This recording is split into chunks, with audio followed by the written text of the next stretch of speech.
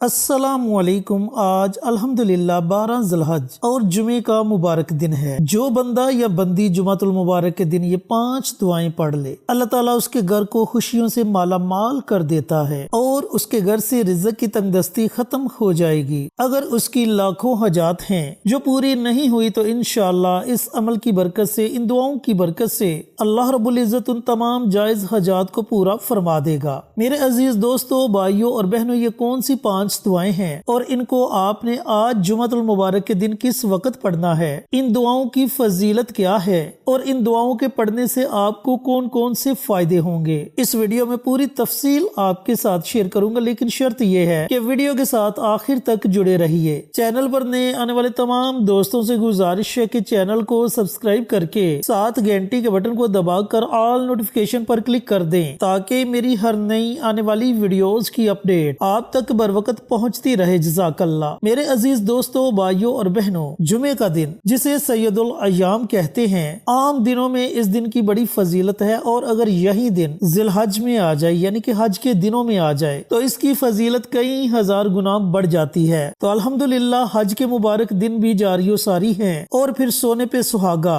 12 ज़िलहज और जुमे का मुबारक दिन है। आपने इस दिन को आम दिनों की तरह नहीं गुजारना, बल्कि इस दिन आपने अल्लाह ताला की खूब इबादत करनी है। इस दिन के एक एक पल को, एक एक लम्हे को अल्लाह की इबादत में गुजारना है, ताकि हमारा रब हमसे राजी हो जाए और हम पर जो परेशानियां हैं, जो मुश्किलात हैं, अल्लाह रब्बुल इज़्ज़त अपनी रहमत से इन तमाम परेशानियों और मुश्किलात को खत्म कर दे। अब बढ़ते हैं अमल की तरफ, लेकिन उससे पहले एक छोटी सी गुजारिश है कि अगर आपकी उंगलियों में दर्द ना हो तो खलूसे दिल से कमेंट बॉक्स में सुभान अल्लाह, माशाअल्लाह, अल्हम्दुलिल्लाह, अल्लाहु अकबर और हजूर पुरनूर सल्लल्लाहु अलैहि वालैहि वसल्लम की ज़ाते अक़दस पर दुरूदो सलाम का नजराना पेश करें। देखें, जब आप कमेंट बॉक्स में इन कलमात में से कोई भी कलमा लिखेंगे, कोई दूसरा अजीज आएगा अपना लिखने के लिए, वो आपके लिखे हुए को पढ़ेगा, उसे भी अजर मिलेगा, आपको भी अजर सवाब मिलेगा और हमें भी इसका अजर सवाब मिलेगा। इस तरह ये अमल हम सब के लिए सदका जारिया बन जाएगा। और याद रखना कि सदका जारिया एक ऐसा अमल है जो आने वाली तमाम मुसीबतों को, दुखों और परेशानियों को टाल देता है। लिहाजा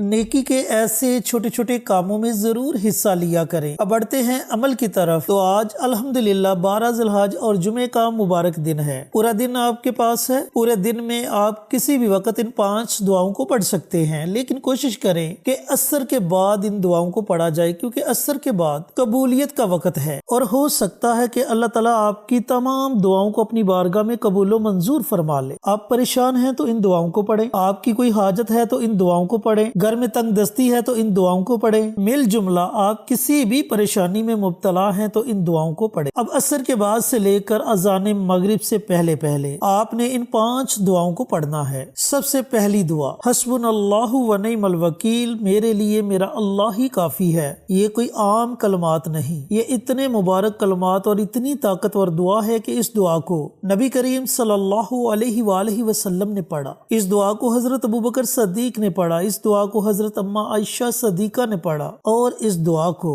हजरत इब्राहिम अलैहिस्सलाम ने पढ़ा। जब नमरूद उनको आग में फेंकने लगा तो इन्हीं कलमात के जरिए हजरत इब्राहिम ने अल्लाह रब्बुल इज़्ज़त को पुकारा, तो अल्लाह ताला ने आग को हुक्म दिया कि ए आग, मेरे लाडले पैगंबर के लिए सलामती वाली बन जा। तो आग हजरत इब्राहिम अलैहिस्सलाम के लिए गुले गुलजार बन गई। मेरे अजीज दोस्तों, भाइयों और बहनों, इस दुआ को आपने विर्दे जुबान बनाना है। दूसरी दुआ, सलामुन कौलुम मिर रब्बिर रहीम। देखें, बीमारी इंसान की जिंदगी का एक हिस्सा है और ये ऐसी ताकतवर आयत है, जब बंदा इस आयत को पढ़ता है तो अल्लाह रब्बुल इज़्ज़त जिस्म के रेशे रेशे से बीमारी को खत्म कर देता है। जिस तरह इंसान के सीने में एक दिल है, इसी तरह कुरान के सीने में भी एक दिल है, जिसे सूरह यासीन कहते हैं, और सूरह यासीन का भी एक दिल है, जिसे सलामुन कौलुम मिर रब्बिर रहीम कहते हैं। ये कुरानी आयत इतनी ताकतवर है कि جب آپ اس قرآنی آیت کو پڑھیں گے تو آپ کے دل کو سکون ملے گا، اطمینان ملے گا۔ اب بڑھتے ہیں تیسری دعا کی طرف، اور تیسری دعا ہے یا حی یا قیوم برحمتک استغیث۔ یہ وہ مبارک دعا ہے جب نبی کریم صلی اللہ علیہ وآلہ وسلم کسی بھی پریشانی میں ہوتے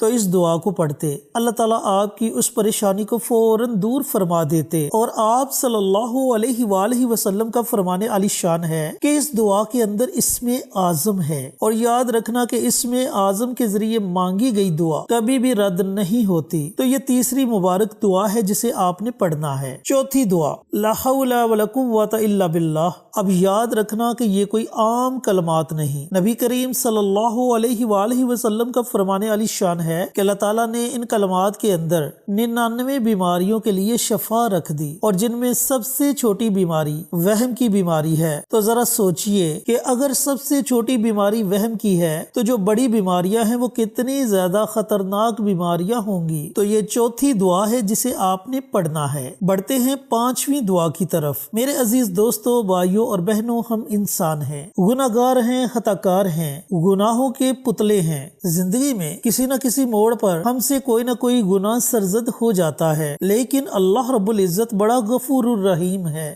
جب ہم اس صدقہ دل سے اللہ رب العزت کی بارگاہ میں آنسو بہاتے ہیں، اپنے گناہوں پر ندامت کرتے ہیں، تو اللہ تعالیٰ فوراً ہمارے ان تمام گناہوں کو معاف فرما دیتا ہے۔ تو جب اللہ تعالیٰ گناہ معاف فرما دیتا ہے، پھر وہ اس بندے کو اپنے قریب لے آتا ہے۔ تو گناہوں کی بخشش ہم نے کیسے کروانی ہے؟ توبہ استغفار کر کے، ندامت کے آنسو بہا کر، اپنے رب کو منا کر۔ تو توبہ آپ نے کیسے کرنی ہے؟ استغفار کی دعا پڑھ کر۔ اب استغفار کی بہت سی دعائیں ہیں، آپ کو جو بھی دعا آتی ہے آپ اس دعا کو پڑھ سکتے ہیں، اور اگر آپ کو استغفار کی کوئی بھی دعا نہیں آتی تو آپ صرف اتنا پڑھ لیں استغفر اللہ استغفر اللہ استغفر اللہ۔ یہ ہے وہ پانچویں دعا جسے آپ نے پڑھنا ہے۔ اب پڑھنے کا طریقہ کار یہ ہے کہ آپ نے اول آخر درود پاک پڑھنا ہے، اور کوشش کریں کہ درود ابراہیمی پڑھا جائے۔ جب آپ اول آخر اور درمیان میں آپ نے ان 5 دعاؤں کو پڑھنا ہے۔ ہر دعا کو آپ نے 100 مرتبہ پڑھنا ہے، یعنی کہ ہر دعا کی آپ نے ایک تسبیح پڑھنی ہے کم از کم۔ اگر آپ کے پاس وقت کم ہے، آپ ہر دعا کی ایک تسبیح نہیں پڑھ سکتے،